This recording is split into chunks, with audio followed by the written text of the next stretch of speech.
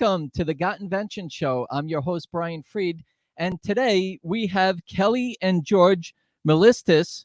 They are from Child Be Safe, and they have created a very interesting product for child safety. Welcome to the show. Hi, Brian. It's great to be with you. Hey, Brian, thanks for having us. Thank you. Did I say your last name okay?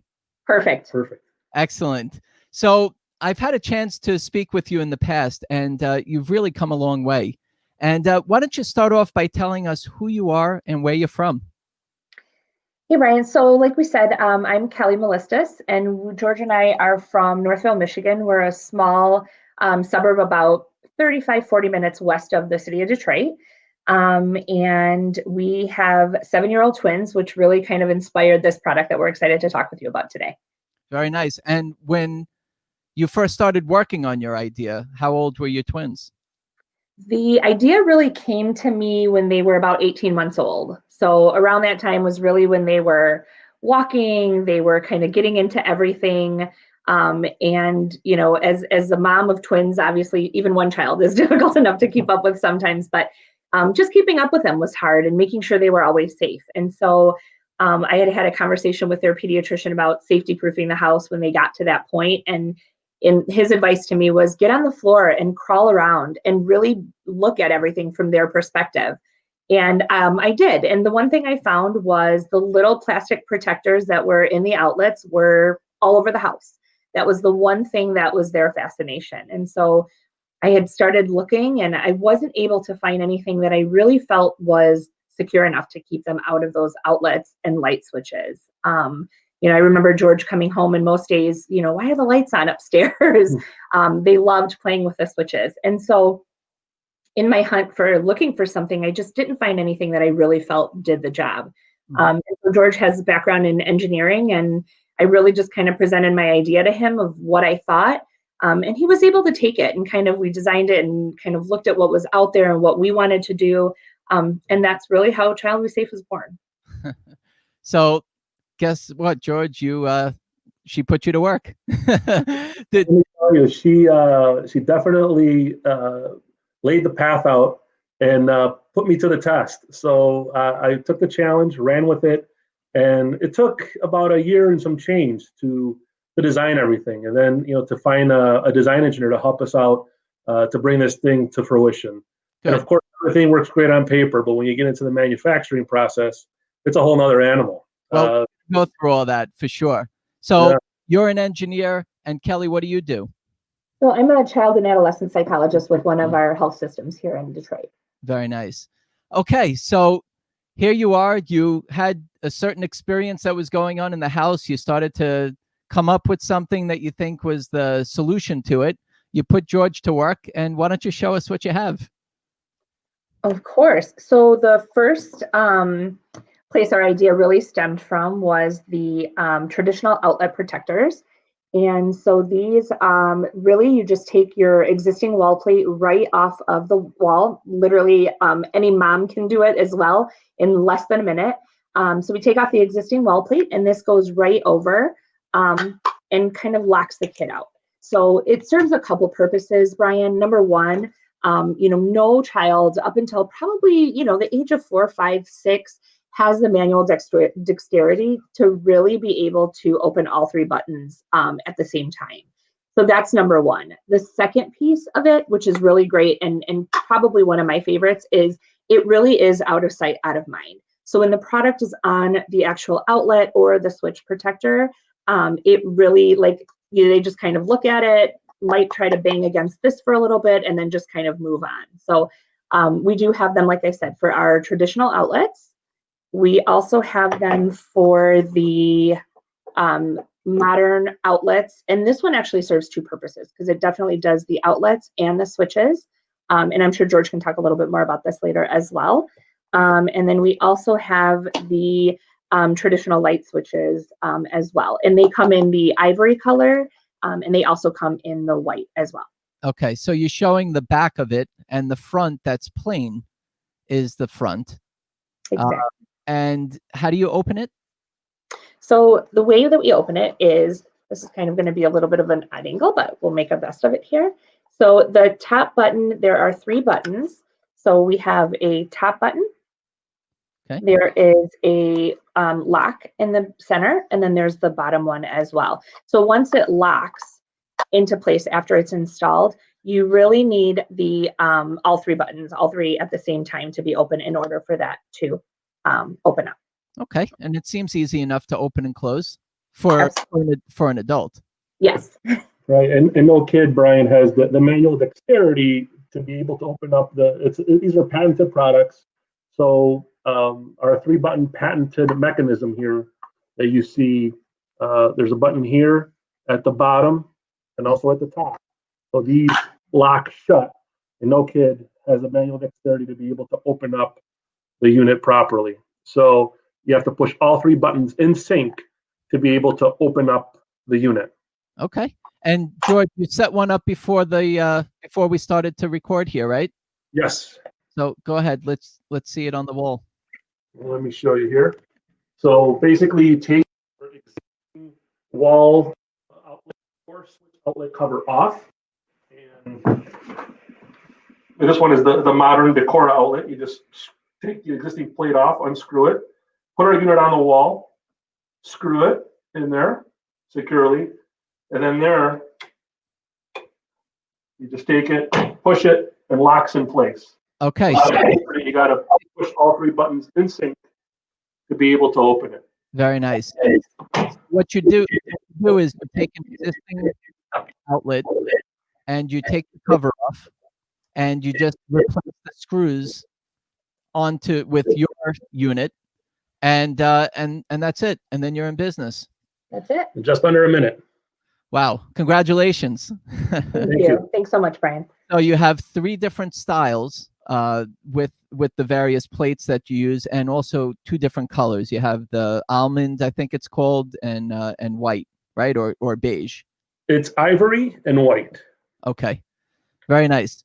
All right, so you've come a long way, and why don't we start off by saying, in a way, like when you first came up with the idea, and you said, this is something that's going to make a difference. What did you do? It sounds like, Kelly, you were the first one. Like you probably were banging George on the shoulder there, but what happened? What was that moment? Share that with us. I think it was really exciting. Obviously, like I said, I know that we needed something, and one of the first conversations we had was, if this is something that we're thinking about, I'm sure there's other parents out there that have had the same exact thought process at some point. And like I said, scouring the aisles and thinking, okay, this will work, and then bringing it home and realizing it was a flop. And so really just having that conversation, I think initially I think we have always had conversations about things in general. And so initially when we had that conversation, I thought, okay, maybe it's something. And George kind of looked at me like, what are you talking about? What do you, tell me more. And so we continued that conversation, and really, my first idea was, if we cover it, there's got to be a cover. If we can cover it and they don't see it, then maybe that's the first place to start. And when we started looking, there wasn't anything out there like it. And so that's really how it started. This is what I'm thinking. It had the plugs, right? You just put the plug. That was right. And yep. Those little plastic plugs, Brian, we found our kids, we have boy-girl twins. They were constantly going in there, and their fingers, their fingernails are razor sharp. So they're able to go in there and just rip those plastic things. There's tons of YouTube videos online that you can see. But not only that, they were taking them and putting them in their mouths. And there's videos out there too of little kids going there and just putting their teeth up to the outlet, the plastic thing, ripping it out with their teeth. And of course, those little plastic inserts are choking hazards as well. So we had to find something that was pretty much a monolithic unit. And back to the unit, I can explain a bit more, but this hinge right here, it's a living hinge. It's extremely durable. I mean, you could take the unit, bend it, and it will not break. These living hinges are the same sort of thing that you see on, shampoo bottles, ketchup bottles, so on and so forth. So we had to find something that, of course, solved the problem of keeping the child out of harm's way. And also, they also work to keep pets out of harm's way as well, but to also give parents peace of mind and to create a product that is extremely durable. Because opening and closing it, you could probably open it 5,000-6,000 times, and it's like the day you put it on there. Right. So that was the tricky part of nailing this thing. Okay. So you got excited. You came up with this idea. You pat George on the back there and say, hey, we got something good here. Let's kind of figure things out. So you did some research, and the only things that you really found were those caps that went inside the outlet. Was there anything else? Like, was there any point that you said, you know what, this is too close, or maybe we have to double check and see if it's something that we can work on? Yeah. So once we had the idea and we kind of had an idea of what we wanted to do, we really got in touch with a great patent attorney who really helped us just research and make sure that we weren't, there wasn't anything out there. Just from my research, I wasn't finding anything that was similar to what we were looking at. And so we did that research and were able to find that there was nothing that really existed that had the patented, hinge protector door closing kind of option. And so the next step, once we found that, we moved on with that and were able to find a great design company who really helped us kind of with the more specifics to this. And then, slowly start to get an actual mold made. And I know George was really on top of that. And that was kind of his forte with all of this. So he can definitely talk to us more about that for sure. Good. And basically, so you had the patent attorney do the search, and they basically told you, or he or she told you, that you were in the clear. You felt comfortable. Were there any challenges at that point that kind of held you back? And at that point also, did you understand what licensing and manufacturing is? Like, did you have a direction of what you wanted to do, or did you just really focus? Like, was that the first thing you did, was go to that patent attorney? Yeah. So once we talked about it a little more and realized that this was something that we thought we could do something with. And we, there's obviously, I think anytime, and Brian, I'm sure you've had this experience too, there's always a little bit of fear and apprehension, that goes into anything like this. And this wasn't something that we were used to. This was definitely not in my background and not necessarily in George's either. So we knew it was going to be kind of an uphill battle with lots of ups and downs, but we really felt that it was that important to us that we knew that we could do something. And so we talked with the patent attorney. We knew there was nothing else out there. And we really kind of were like, okay, let's do this. There's two options in this. So we're either going to do it or not do it. And so we did it and knew that along the way, like I said, we were going to hit these bumps, but that we were just going to take one thing at a time. I think we went into it knowing what we wanted to do, what we thought we could do, but we really didn't have huge expectations at that point because it was all so new to us. The biggest thing too, Brian, that we can add from earlier is, a lot of the products that were already on the market, we had tried them in our house, but of course they are more child resistant, which means that the kids can break into them and defeat those safety units very easily. The difference between those units and our units are more child proof. And they work up until the ages of, at least 5 years old, sometimes 6, sometimes 7 years old. The community, the ASD community, who have children that suffer from autism, are praising us up and down on this on our product. So I mean, licensing and manufacturing were definitely on our list of hopes of how we wanted to, go about this. But at the same time, in 2008, during the Great Recession, we wanted to figure out a way. A lot of people lost their homes, businesses, and what have you. Here in Michigan, of course, being a manufacturing state, we wanted to find some sort of way where we can work with the local companies to be able to get them, back on their feet again. The manufacturing facility we work with that manufactures our units, they went from having 3 shifts down to 1 shift. So, our units, what's great about them is that we're able to give back. They're made here in the USA, and to support local business. There's 3 businesses that feed off of our units. So here you are. You went to the patent attorney.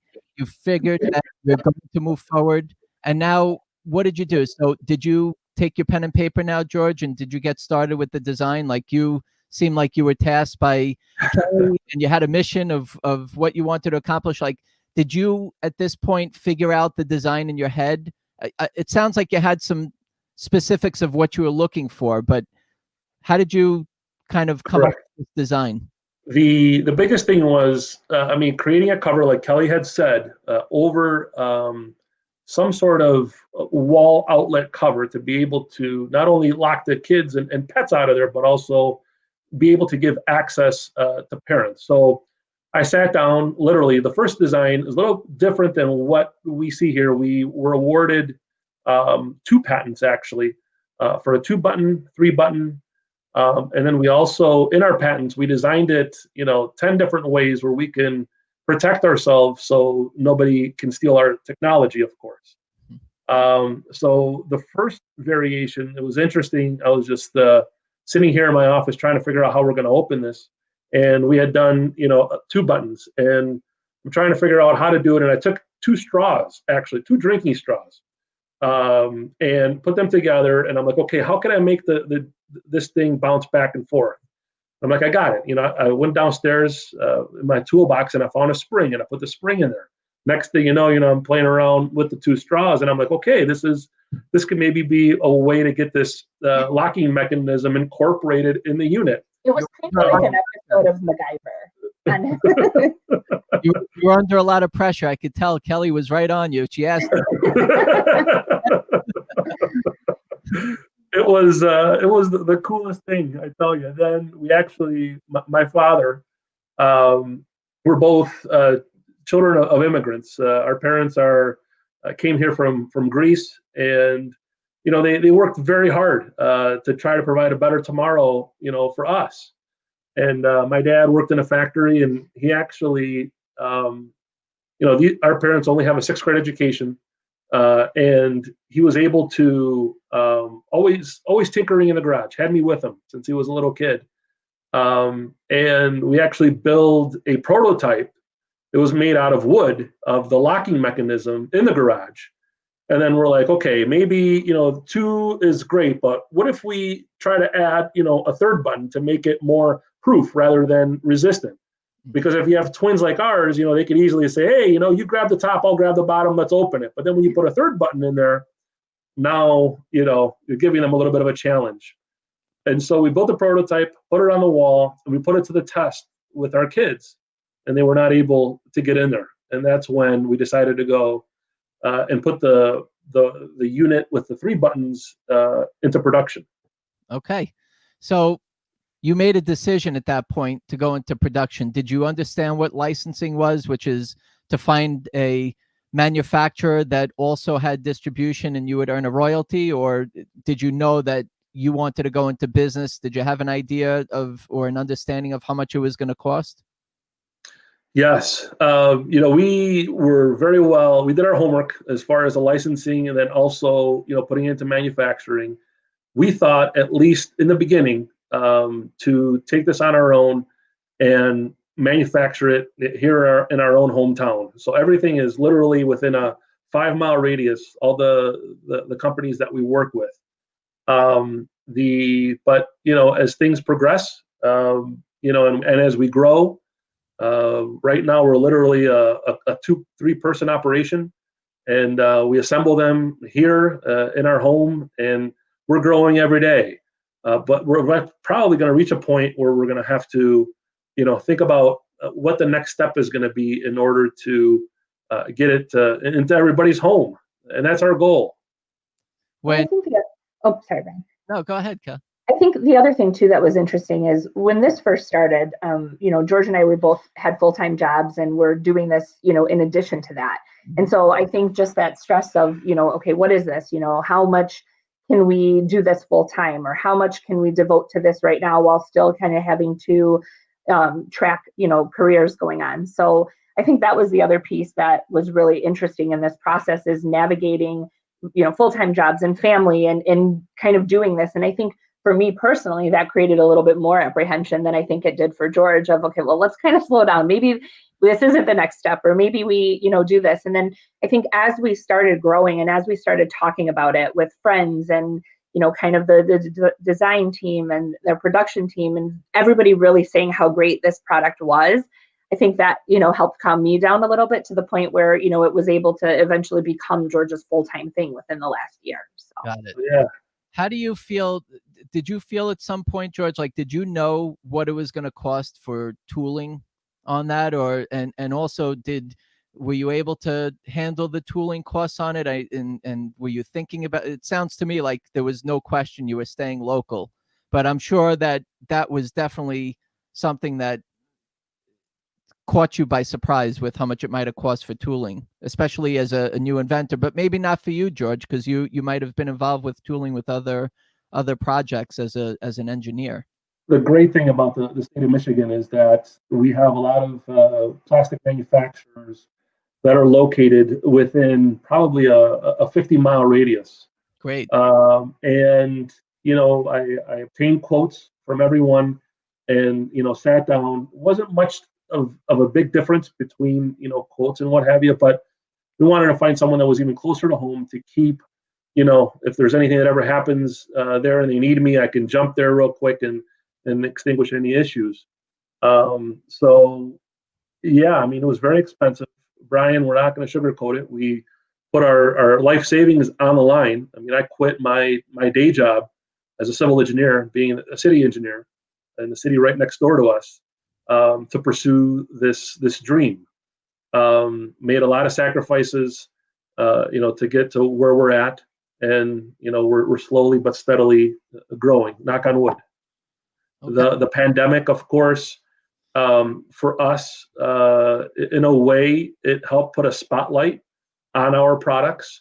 Especially our products are being used in not only houses but also businesses, daycares,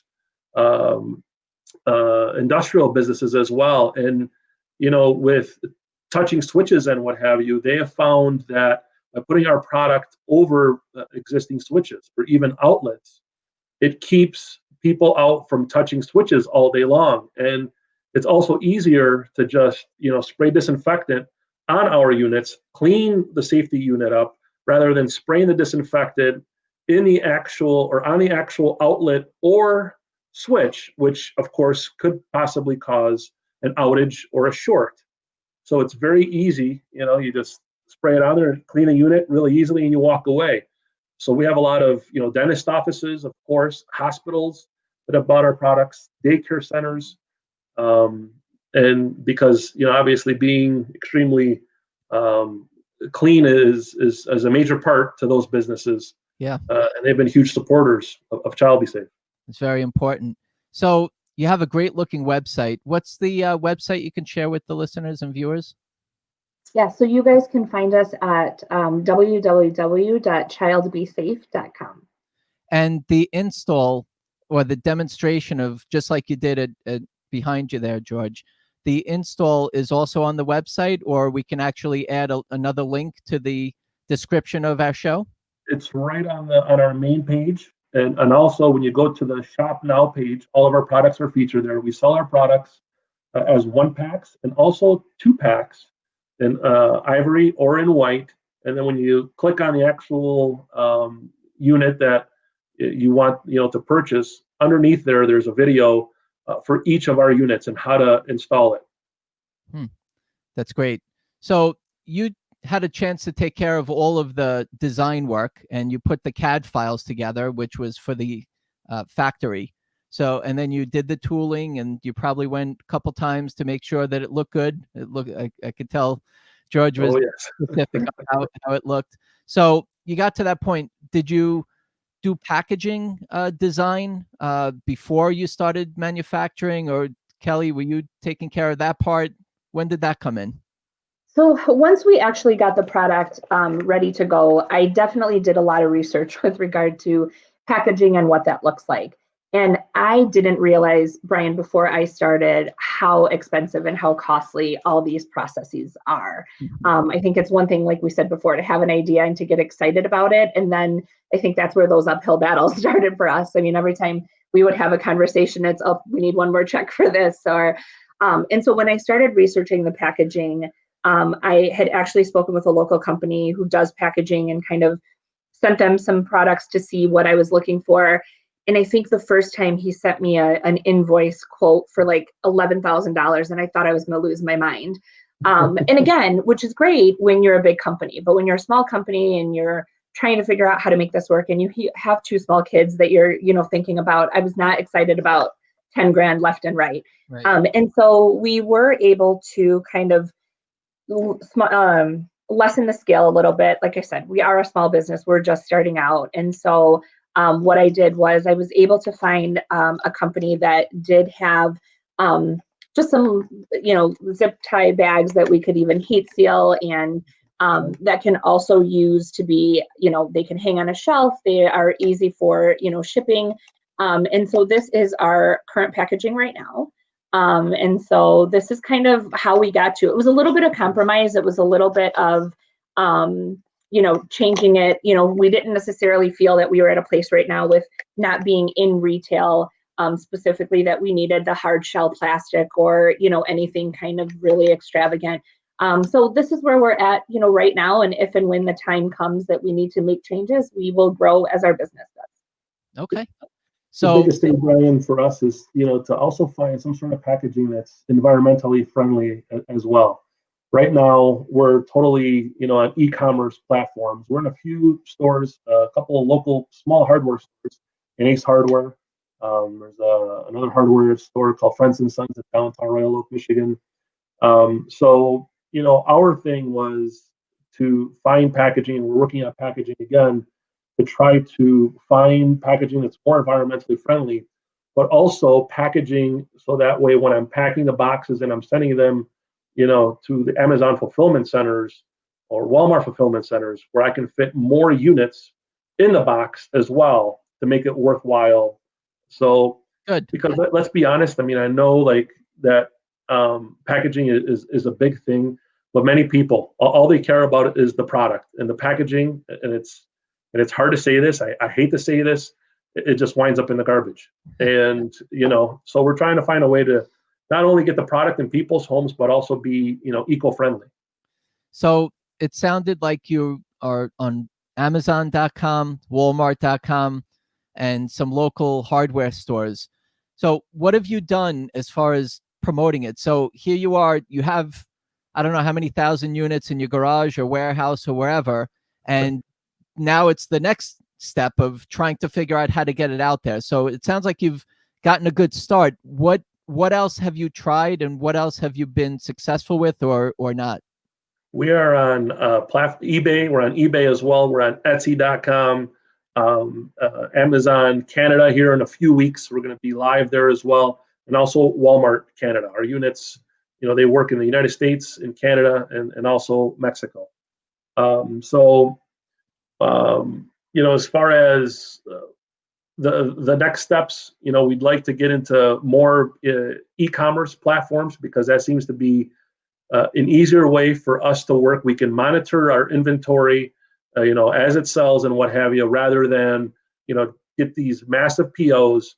And then next thing we have to go borrow money. And then what happens, Brian, if, we strike a deal with a major retailer and it goes there and it doesn't sell, that product then comes back. That's a huge pill to swallow, for a small company like ours. So to shipping method, and it's working pretty good, and we can control everything a little bit better that way. We've also had a really great following on our social media platforms, and kind of use that direct to consumer process for right now, just because we are still smaller. I think every business, at some point wants to grow and wants to, do the best they can, and kind of be in all these avenues. And I think a lot of our story has really been that this has been a learning curve, for both of us as a psychologist, and, for me, and as an engineer for George. We've had our jobs, and this is kind of what we've known. So we have learned so much in this process. And, I think there's days where, it's great and we're excited and there's a lot of learning. And there's other days where George is like, hey, Cal, I learned this today. And I'm like, I can't hear anything else today. It's just a lot. So, obviously the goal is to grow it, and we just want to make sure that we're, doing it in the best possible way so that we can continue to provide the customer service that we have been able to give our customers up until this point. Have you felt like any of the platforms have been or more successful than the other? For example, have you done any baby stores or any kind of direction that way with the physical stores? I'm sorry, Brian, we lost you for a second. With the stores like baby stores, have you done anything with them? We actually had a pending deal with Bye Bye Baby, but unfortunately, they wanted us not only to be, do the drop shipping, but also in the stores. And we were very excited. We were knocking on the front door, and then they had an issue with the way our packaging was, which was interesting because I actually went to the Bye Bye Baby stores, and the managers just loved our products. I mean, they fit on the shelf perfectly. We had a grand plan and what have you. So, corporations, of course, they have their reasons why. We don't know what the reason was and why we were, right there at the front door. And then, unfortunately, we were turned down. But you know what? We're going to be knocking on that very same door again one day, and hopefully they will let us. I mean, the pandemic has changed the way that things are being done. Let's be honest. And many of these companies are now going, through the e-commerce platform. And what's interesting is that, packaging on these e-commerce platforms is a little bit more lax, like the Amazons, the Walmarts of the world, so hopefully they will give us another chance, and, we can open up, even more doors. We'd love to be in a Bye Bye Baby or any other baby stores, throughout the US and Canada.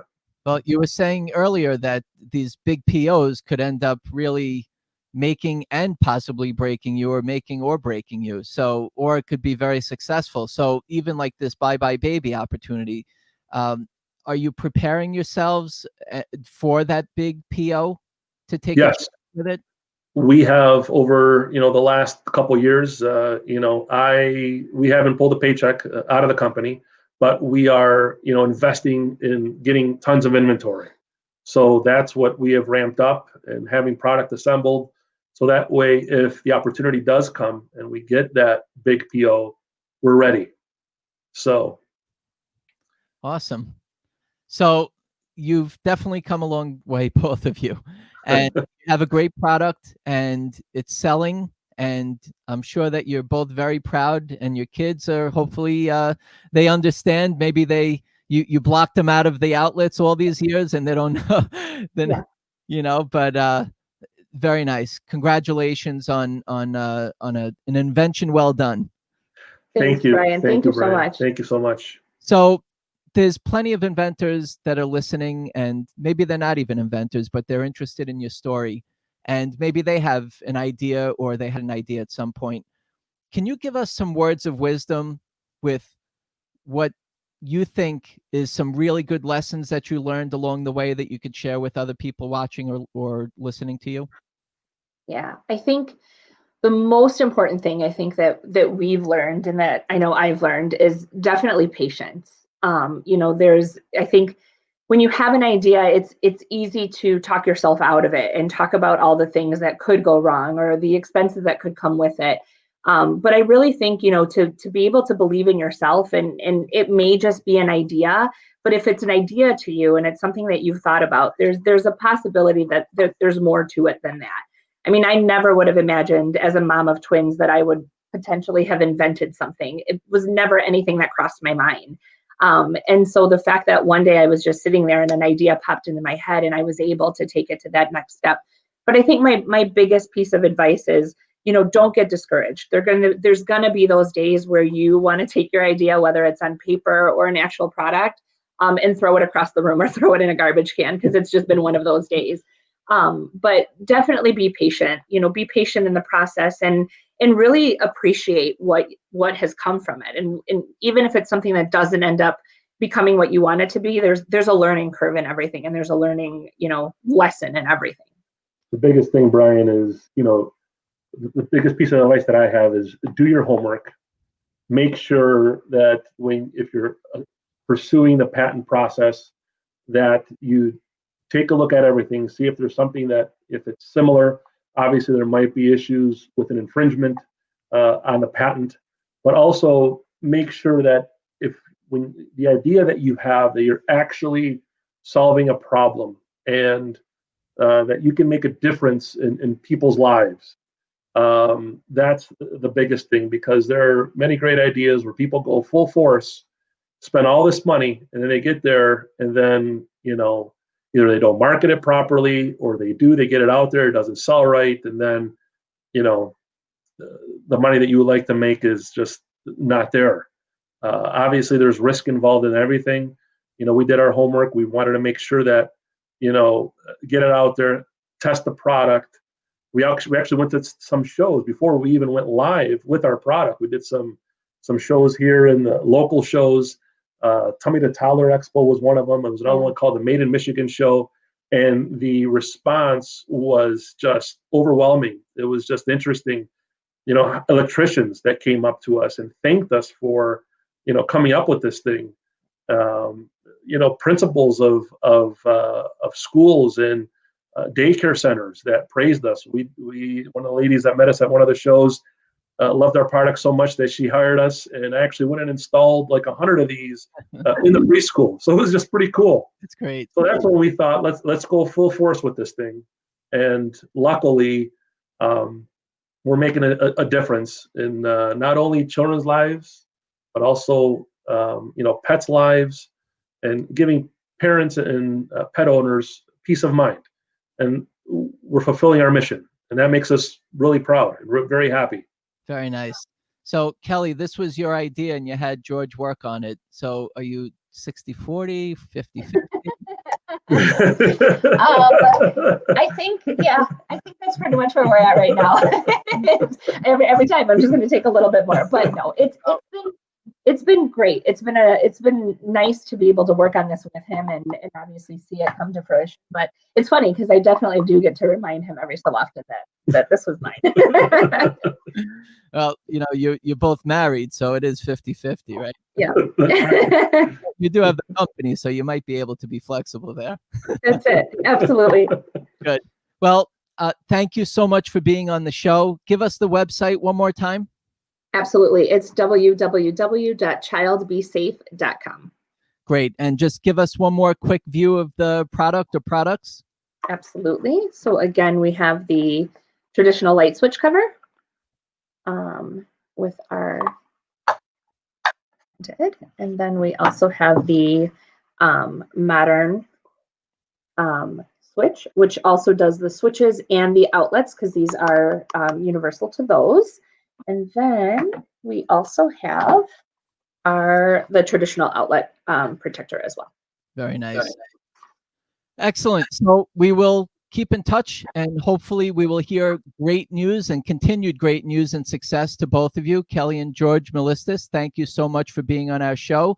And for those of you who would like to talk about your invention and your journey of how you brought your idea to market, go to the Got Invention show, which is gotinventionshow.com. And everybody, keep on inventing. Thank you so much, Kelly and George. Have a great day. Thanks, Brian. Thank you for the opportunity, Brian. Great. Thank you. Thanks. Bye.